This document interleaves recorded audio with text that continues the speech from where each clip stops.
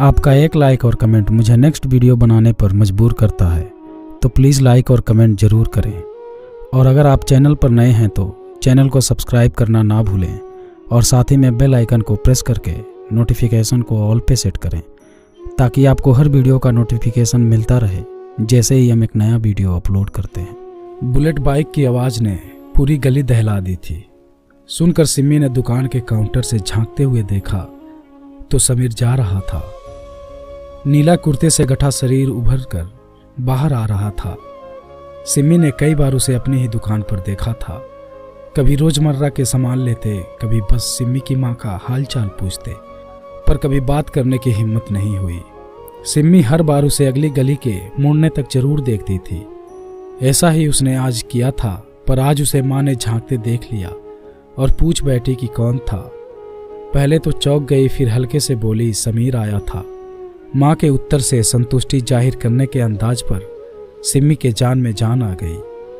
सिम्मी सुलझी हुई 18 साल की लड़की थी जो अभी अभी बचपन से निकलना शुरू कर रही थी, पर लड़कों से अच्छी खासी दूरी बनाकर रखती थी, क्योंकि उसके पिता उसकी माँ को जब वो 5 साल की थी तभी छोड़ के चले गए थे। ये उसके लिए सदमा से कम नहीं था। इस बात के लिए वो हर लड़के को, हर मर्द को दोषी मानती थी, पर ना जाने समीर में क्या बात थी।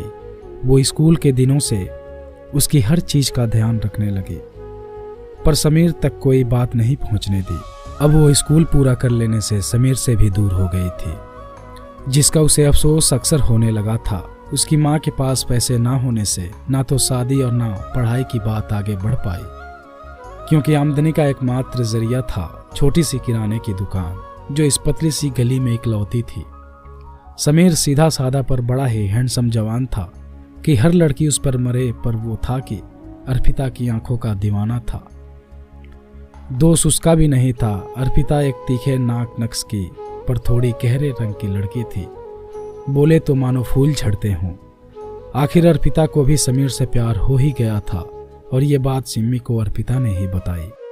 तो घर आकर वो बहुत रोई। वो चाहत हार चुकी थी, पर फिर भी कुछ भी माँ को जाहिर नहीं होने दिया, और स्कूल की पढ़ाई पूरी हो चुकी थी तो अब घर पर ही कुछ न कुछ करती रहती थी। माँ उसके घर रहने से कुछ आराम में आ गई थी, क्योंकि वो अब घर का सारा काम सिम्मी के भरोसे छोड़ देती थी। सिम्मी भी बस एक बार समीर को देखकर मन समझा लेती थी, पर उदासी का रंग चेहरे पर चिपक कर रह गया था। माँ भी कुछ समझ गई थी, पर क्या करती। समीर एक अमीर बाप का लड़का था और वो उसके सामने किस हैसियत के लायक थी वो जानती थी, तो वो अनजान बने रहना ही ठीक समझती थी। पर सिम्मी को समीर को देखने का मौका उससे नहीं छीनती थी, और वो प्यार छीनने का दर्द अपने दिल से लगाई थी, तो अपनी इकलौती बेटी के आड़े नहीं आना चाहती थी, पर कठोर बनकर खुद को दिखाती थी। कोई बिन बाप की लड़की का गलत फायदा ना उठा पाए। समीर को वो काफी वक्त से जानती थी, इसलिए अपनी बेटी की पसंद को पसंद करती थी, पर दुख ये था कि कुछ किया भी तो नहीं जा सकता था। आज सिम्मी कुछ खुश थी कि उसके जन्मदिन पर पहली बार समीर से कुछ बातचीत हुई उसकी। हुआ ये कि समीर चाय की पत्ती लेने आया और माँ नहाने के लिए बाथरूम में थी, तो उसे मजबूरन आना पड़ा। सिम्मी को देखकर बोला, कैसी हो। सिम्मी ने अपने दिल की खलबली को डिब्बे इधर उधर करने में छुपा लिया, वरना उसका कलेजा मुंह को आ रहा था। सिम्मी को व्यस्त देख समीर ने थोड़ी ऊंची आवाज में पूछा, कैसी हो। अब सिम्मी को बोलना पड़ा कि मैं ठीक हूं। समीर कुछ और पूछ पाता, सिम्मी ने सवाल दाग दिया, क्या चाहिए। समीर बोला, मिलने तो आंटी से आया था, पर अब चाय पत्ती दे दो। सिम्मी का मन हुआ कह दे मुझसे बात कर लो, पर मन में रुक गई। बात के साथ बोला, कितनी चाहिए। समीर अपने फोन में कुछ ढूंढता हुआ बोला, 100 ग्राम का पैकेट दे दो। समीर ने फोन से नजर उठाई तो सिम्मी चाय का पैकेट हाथ में पकड़े उसे ही देख रही थी। समीर बोला, क्या देख रही हो। ये सुनते ही सिम्मी दीवा स्वप्न से जागी और बिना पैसे लिए अंदर भाग गई। समीर को लगा कि रसोई में कुछ रखा होगा, इसलिए अंदर भाग गई, तो तेज आवाज में बोला, अरे पैसे काउंटर पर रखे हैं, उठा लेना। इधर सिम्मी की सांस अभी भी रुक नहीं रही थी, जैसे दिल हलक में अटक गया हो। सिम्मी की माँ अब तक नहाकर बाहर आ गई थी। बोली, कौन था सिम्मी। सिम्मी की आवाज़ नहीं निकली तो पास आकर बोली, क्या हुआ, हाँफ क्यों रही है तू? सिम्मी ने बात बदलते हुए कहा, चूहा पैर पर चढ़ गया था। और ये कहकर वो रसोई में चली गई। सिम्मी का आज का सबसे अच्छा जन्मदिन रहा था। उसने माँ की पसंद का खाना बनाया और माँ ने भी बहुत तारीफ की। इससे और खुश होकर वो चहकने लगी तो माँ को लगा उसके चेहरे से अब उदासी का बादल हटने लगा है। ये सोचकर वो भी आज सोचने लगी कि आज वो उससे कठोरता की कोई बात नहीं करेंगी। और इसी पर वो सिम्मी के सिर पर हाथ फेरते हुए बोली, क्या गिफ्ट चाहिए तुझे? सिम्मी उनकी ओर देखकर चौंकते हुए बोली, तुम्हें याद था? माँ बोली, जब मैंने पैदा किया है तो भूल कैसे सकती हूँ? सिम्मी और चहक कर बोली, तो मेरा गिफ्ट? माँ बोली, खुद ही पसंद करके खरीद लेना, मेरी पसंद मेरी तरह खराब होगी। ना चाहते हुए आदतन बात एक ताने की तरह निकल गई। सिम्मी समझ तो गई पर कुछ बोली नहीं और चुपचाप खाने लगी। जब सूरज की तपिश कम हुई तो माँ ने आवाज़ लगाई, सिम्मी जल्दी आओ, रिक्शा आ गया है, बाजार चलना है। सिम्मी हड़बड़ी में रिक्शे में बैठ गई तो माँ ने पुराने ठर्रे में बोला, ताला ठीक से लगाया? सिम्मी को याद आया उसने ताला लगाया ही नहीं। अगर माँ को पता चलता तो खैर नहीं होती। तो रिक्शे से जल्दी से उतरी और वापस आकर बैठ गई। माँ बोली, ठीक से लगा था? सिम्मी बोली, हाँ। और माँ से उसकी गलती छुपी रही, इसके लिए वो मुस्कुराने लगी। सोचने लगी वरना रास्ते भर के लिए एक टॉपिक मिल जाता। आखिर उबड़ खाबड़ रोड से होता हुआ रिक्शा स्वर्ण चौक पे जाके रुक गया। माँ ने बटुए से नोट निकालकर रिक्शे वाले को दिया और आगे बढ़ गई। अब तक सिम्मी ये सोच रही थी कि माँ क्या खरीदेगी। माँ की आवाज़ आई, खड़ी क्या है, चल सामने वाली दुकान से झुमकी पसंद कर ले। सिम्मी ने आओ देखा न ताओ देखा, जल्दी में एक लड़की से टकरा गई। उसने उसका गिरा हुआ बैग उठाते हुए माफ़ी मांगने के लिए चेहरा देखा तो काला चश्मा लगाए अर्पिता सामने खड़ी थी। एक पल में कई विचार मानो मन में आ गए कि ये इसे क्या हुआ जो छड़ी के सहारे की नौबत आ गई। सिम्मी कुछ पूछ पाती इससे पहले ही माँ ने सिम्मी को डांटते हुए कहा, देख कर क्यों नहीं चलती? ये नहीं देख सकती पर तू तो देख सकती है ना। तो सिम्मी ने छड़ी अर्पिता को थमाते हुए कहा, अर्पिता ये कैसे और कब हुआ? ये क्या हो गया? अर्पिता आवाज़ पहचानती हुई खुशी से बोली, सिम्मी तू तो स्कूल के बाद गायब ही हो गई तो मैंने बाकी सब देखना भी बंद कर दिया। ये कहकर उससे लिपट गई और रोड पर भीड़ में खड़े होने के बाद भी वो दोनों सब कुछ भूल गए तो माँ ने याद दिलाया, अरे पगलियों ये भरत मिलाप रोड पर ही करोगी, चलो सामने किनारे चलो, यहाँ बात करना। कहकर वो भी मुस्कुराने लगी पर तभी पीछे से समीर की आवाज़ ने सभी को चौंका दिया। वो बोला, अर्पिता तू यहाँ क्या कर रही है? तुझे तो अंदर बिठा कर आया था। अरे आंटी आप यहाँ क्या कर रही हैं? माँ ने इस पर सिम्मी से फिर से वही बात दोहराते हुए कहा, तुम और तुम्हारी अप्पू दोनों अजीब हो, सब बातें सड़क पर ही कर डालोगे क्या? समीर बोला, सॉरी आंटी, चलिए अंदर चलते हैं। ये कहकर समीर आंटी और अर्पिता का हाथ पकड़कर अंदर रेस्टोरेंट में ले जाने लगा। इधर सिम्मी ने आते हुए आंसू थाम कर चलते चलते कनखियों को पोंछकर पीछे पीछे चलने लगी। साथ ही बहुत सारी बातें एक साथ दिमाग में कौंधने लगी। मेरी इकलौती दोस्त का नसीब भी मेरी तरह खराब है, ये क्या हुआ? समीर कैसे इसे संभाल पाएगा? इन लोगों ने अभी तक शादी की या नहीं? ये सोचते सोचते रेस्टोरेंट में दाखिल हुए तो कोने में एक सीट समीर की बुक थी तो वही 2 सीट मंगवा ली। अब समीर बोला, आंटी आप लोग आ रहे थे तो बताया क्यों नहीं, वरना किसी और कम भीड़ वाले रेस्टोरेंट में सीट बुक कर लेता। माँ ने बात को बदलते हुए कहा, अर्पिता तुम्हें अपनी पति की बात माननी चाहिए। अगर आज कुछ गलत हो जाता, कितनी भीड़ है शहर में। अर्पिता ने कुछ कहने को मुंह खोलने का सोचा पर तभी समीर ने उसके हाथ को दबा दिया और खुद कहने लगा, आंटी अभी हमने शादी नहीं की क्योंकि अर्पिता खुद को इस हालत के साथ जीना सीखने के लिए वक्त मांग रही है। समीर अपनी बात पूरी कर पाता उससे पहले ही अर्पिता बोली, क्यों रे सिम्मी, तेरा पहला बर्थडे है जो मुंह में दही जमाए बैठी है। समीर और माँ दोनों का ही ध्यान सिम्मी की ओर गया जो एक टक अर्पिता की चश्मे की तरफ बड़े उदास मन से देख रही थी। सिम्मी के चेहरे की उदासी को बिना देखे भी अर्पिता बड़ी आसानी से देख पा रही थी। आखिर बचपन की सहेली इतने दिन बाद मिली थी। सिम्मी कुछ कहती तब तक अर्पिता बोली, मुझे पता है तू मुझसे नाराज है, पर मैं क्या करूं। पर इस काले चश्मे ने तेरे पास आने ही नहीं दिया कि तू इसी तरह आंसू बहाएगी और मैं अंधी उन्हें पूछ भी नहीं पाऊंगी। सिम्मी ने इस बात पर खुद आंसू पी लेना ही उचित समझा और रूंधे गले से बोली, ये सब कैसे हुआ। अर्पिता बोली, तू मुझे छोड़कर घर बैठ गई, इसलिए मैंने सोचा जब तू नहीं दिखी और दुनिया देखकर क्या करूंगी। क्योंकि आज उसकी सहेली का जन्मदिन था जिस पर वो सिम्मी को और नहीं रुलाना चाहती थी। सिम्मी ने कुछ और नहीं पूछा तो शांति तोड़ने का काम समीर ने किया और बोला, आंटी आपने सिम्मी को गिफ्ट दे दिया क्या। सिम्मी की मां ने कहा, वही दिलवाने तो जा रही थी, तब तक तुम लोग मिल गए।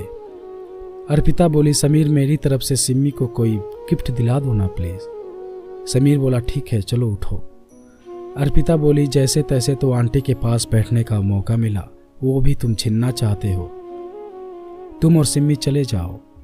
सिम्मी ने माँ की तरफ देखा तो माँ असमंजस में थी, क्या कहती। तभी अर्पिता ने फिर बोला, आंटी आप क्या गिफ्ट दिला रही थी सिम्मी को। माँ ने असमंजस की स्थिति से बाहर निकलते हुए कहा, बेटा बस छोटे से झुमके दिलाने का सोचा था। समीर का हाथ पकड़कर अर्पिता ने झुकने का इशारा किया तो समीर भी कान अर्पिता के मुंह के पास ले आया और अर्पिता ने कुछ कहा तो समीर ने हाँ कह दिया और सिम्मी की तरफ देखकर समीर ने कहा, सिम्मी चले क्या। सिम्मी ने फिर माँ का चेहरा देखा तो माँ ने कहा, ये ले पर्स ले जा। सिम्मी समीर के साथ चली गई और ज्वेलर्स की दुकान में घुस गई और झुमके देखने लगी। इधर अर्पिता ने कहा, आंटी आप बड़ी मुश्किल से तो मिले हैं, यहाँ मेरे पास आकर बैठिए ना। सिम्मी की माँ ने अपने हाथ को अर्पिता के पास रखी तो अर्पिता ने अपना सिर सिम्मी की माँ के कंधे पर रख लिया। सिम्मी की माँ भी अर्पिता के हाथ को हाथ में लेकर सहलाने लगी। तभी अर्पिता ने कहा, आंटी मैं आपको माँ कह सकती हूँ। ये सुनकर सिम्मी की माँ की आंखों में आंसू भर आए। क्यों नहीं बेटा, जैसे सिम्मी है वैसे ही तू भी है मेरे लिए। अर्पिता बोली, सिम्मी ने मुझे कितनी बार आपके बारे में बताया पर कभी आपसे मिल नहीं सकी। आज आपसे मिलके लगा मुझे मेरी माँ मिल गई। इतना कहते ही बिलख पड़ी और सिम्मी की माँ को कसकर चिपका लिया। इस पर सिम्मी की माँ भी रोते हुए उसके काले चश्मे को उतार कर आंसू पोंछने लगी। फिर सिम्मी की माँ प्यार से अर्पिता के गाल पर थपकी देते हुए बोली, तुम मुझसे मिलने नहीं आई और अपनी गलती पर मुझे रुला रही है। इस पर अर्पिता ने खुद को संभाला और बोली, माँ आज मुझे मिलकर मेरे दिल का बोझ हल्का हो गया। सिम्मी की माँ बोली, ऐसा क्यों कह रही है। अर्पिता ने बात बदलते हुए कहा, अच्छा बहुत हुआ रोना रुलाना, एक बात बताइए सिम्मी के लिए कोई लड़का देखा क्या। सिम्मी की माँ इस सवाल में चौंक गई, फिर अचरज में अर्पिता को देखकर बोली, तू क्यों पूछ रही है। अर्पिता बोली, प्लीज बताइए ना, आपने मुझे अपनी बेटी कहा, अब एक बेटी से दूसरी की बात छुपाना क्या सही है। सिम्मी की माँ ने सम्मान्य होते हुए कहा, अरे कहाँ कोई लड़का ढूंढ पाई हूँ, एक तो आजकल अच्छे लड़के मिलते कहाँ हैं और फिर हमारी गरीबी के कारण कुछ बात आगे ही नहीं बढ़ पाती। अर्पिता मुस्कुराते हुए बोली, मेरी नज़र में एक लड़का है, कहो तो बात चलाऊं। सिम्मी की माँ की आंखें झपकना भूल गई, फिर आश्चर्य से बोली, हाँ क्यों नहीं, पर दान दहेज हम ज़्यादा दे नहीं पाएंगे। अर्पिता खिलखिलाते हुए बोली, आप लड़के को जानते हो और मैं उसके घर वालों को, बस लड़की चाहिए सुंदर, घरेलू और संस्कारी। सिम्मी की माँ ने कहा, अच्छा कौन है वो। अर्पिता तपाक से बोल पड़ी कि समीर। अब ये सुनकर तो सिम्मी की माँ की बोलती ही बंद हो गई। अर्पिता ने फिर कहा, मैं जानती हूँ कि सिम्मी समीर दोनों एक दूसरे से प्यार करते हैं पर मेरी वजह से चुप हैं। सिम्मी की माँ उसकी बातों को बड़े ध्यान से सुन रही थी। अर्पिता आगे कहती है, मैं शुरू में यही समझती थी कि सिम्मी समीर को सिर्फ दोस्त समझती है, पर कुछ दिन पहले जब मैं उसकी एक और दोस्त रंजना से मिली तो उसने बताया सिर्फ इस शक की वजह से कि मैं समीर से प्यार करती हूँ, वो बीच से हट गई और मुझे कुछ बताने का मौका ही नहीं दिया। बात तो अब सिम्मी की माँ को भी समझ में आने लगी थी, क्योंकि वो भी जानती थी सिम्मी समीर से प्यार करती है और सिम्मी ने खुद बताया था कि अर्पिता और समीर प्यार करते हैं और शादी करने वाले हैं। सिम्मी की माँ ने आगे पूछा, तुम्हें समीर का कैसे पता चला कि वो तुमसे नहीं सिम्मी से प्यार करता है। अर्पिता ने गहरी सांस लेकर बताया, जब मुझे सिम्मी के प्यार वाली बात समीर को बताई तो पहले तो वो मुकर गया, पर जब मैंने कसम देकर उससे पूछा तो बोला कि हाँ, उसे भी लगा था कि सिम्मी मुझसे प्यार करती, पर तब तक मैं तुम्हारे प्यार के लिए हाँ कर चुका था और अब तो सिर्फ मैं तुम्हारा हूँ। अर्पिता ने आगे कहा, माँ मैं नहीं चाहती कि समीर मुझे अंधी के साथ भटके, प्लीज़ मेरी इस काम में मदद करो तो मैं। इतना कहते उसका गला भर आया और फिर सिम्मी का माँ हाथ पकड़कर रोने लगी। सिम्मी की माँ को कुछ भी समझ में नहीं आ रहा था कि वो क्या कहे, पर फिर भी वो अर्पिता के सिर पर हाथ फेर रही थी। तभी समीर और सिम्मी अंदर दाखिल हुए। तब तक अर्पिता का रोना भी बंद हो गया था, पर सिम्मी देखकर पहचान गई और बोली, अर्पिता तुझे शर्म नहीं आती? मेरे जन्मदिन पर तू रोए जा रही है, इसलिए कुछ पूछ नहीं रही थी। तेरी बात मानकर तेरा गिफ्ट खुद ले आई और तू है कि आंसुएं बहाए जा रही है। अर्पिता खुद को संभालते हुए बोली, अरे बड़ी जल्दी खरीदारी हो गई, क्या बात है, क्या खरीद कर लाई? सिम्मी बोली, वही जो समीर को तूने समझा कर भेजा था, वही जो तूने समीर को समझा कर भेजा था। झुमकी। सिम्मी झुमकी अर्पिता के हाथ में रखते हुए बोली। अर्पिता बोली, चल अच्छा पहन कर तो दिखा, मेरी न सही तो माँ की आंखों से ही देख लूंगी। इस पर सिम्मी चौंकते हुए बोली, कौन माँ? अर्पिता सिम्मी के कंधे पर सिर रखकर बोली, ये माँ। सिम्मी चिढ़ाने के लहजे में बोली, अरे वाह, मैंने थोड़ी देर माँ को अकेला क्या छोड़ा, तूने डाका डाल दिया। सिम्मी की माँ ने कहा, सिम्मी तो क्या हुआ, अब मेरी 2 बेटियां हैं। सिम्मी ने हंसते हुए कहा, हमें तो पहले भी ताने ही मिले हैं, अब तो गाली खा खा कर जीना होगा। इस पर सभी हंसने लगे। माँ ने कहा, अर्पिता तो कब आओगी अपनी माँ से मिलने? अर्पिता ने कहा, माँ से मिलने का कोई वक्त थोड़ी होता है, जब चाहूँ आ जाऊंगी। समीर के साथ नाश्ता कर चारों लोग बाहर रोड पर आ गए तो अर्पिता ने हाथ में सिम्मी की माँ का हाथ लेकर कहा, मेरी बात पर गौर करना और इस सिम्मी को भी समझाना प्लीज़ माँ, अब आपका ही सहारा है। सिम्मी और माँ काफ़ी देर तक अपने अपने ख्यालों में समीर और अर्पिता को बाइक पर जाते देख रहे थे। आगे की कहानी मैं आपको नेक्स्ट वीडियो में बताऊंगा। अगर आपकी भी ऐसी कोई लव स्टोरी है तो आप हमें इंस्टाग्राम पर भेज सकते हैं, लिंक डिस्क्रिप्शन में है। उम्मीद करता हूँ आपको ये कहानी पसंद आई होगी। अगर आपको ये कहानी पसंद आई हो तो वीडियो को लाइक, शेयर और हमारे चैनल को सब्सक्राइब जरूर कीजिएगा।